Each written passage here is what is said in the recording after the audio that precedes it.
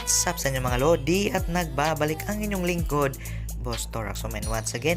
And so for this video ay pag-uusapan natin ang bagong pelikula ng Viva Max na bugso at pinagbibidahan ng veteran actress na si Ayanna Misola.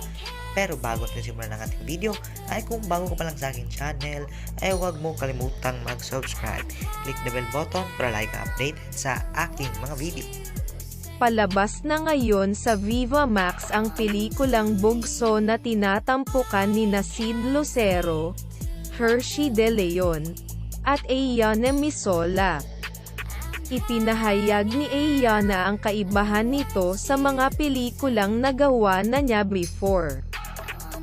Sambit ng sexy actress, heavy drama po siya. Bagong kwento naman po ang mapapanood dito sa bugso. Plus, ibang Ayanna naman ang makikita nila sa movie. Pahabol ni Ayanna. Sobrang daring ng mga ginawa namin dito. Sobrang willing po ako gawin lahat para sa eksena sa movie naming ito ni Sid at Hershey. Dahil sabi ko nga po, kakaiba kasi talagang project itong bugso.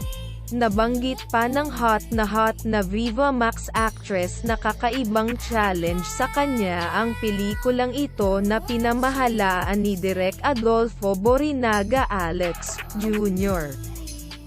Dito po sa bugso, sobrang challenging lalo na yung mga sexual positions na makikita nila rito.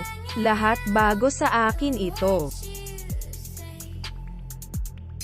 Tapos dito ko lang din po na-experience magkaroon ng different partners sa love scenes, kasi usually yung leading man ko lang Pero dahil kailangan at kasama po sa kwento.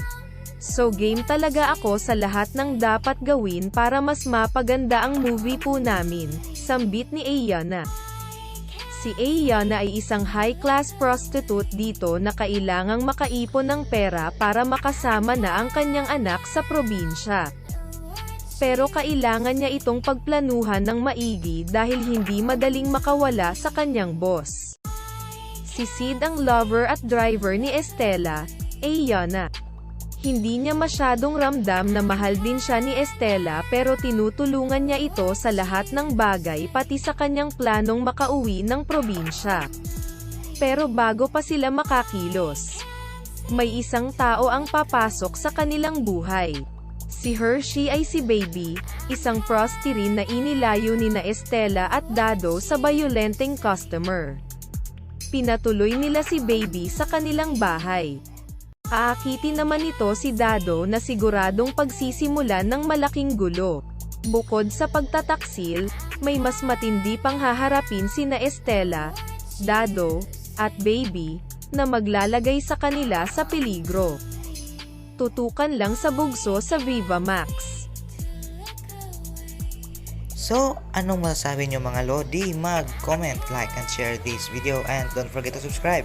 This is Boss Toraxoman once again. Enjoy the video. Good luck.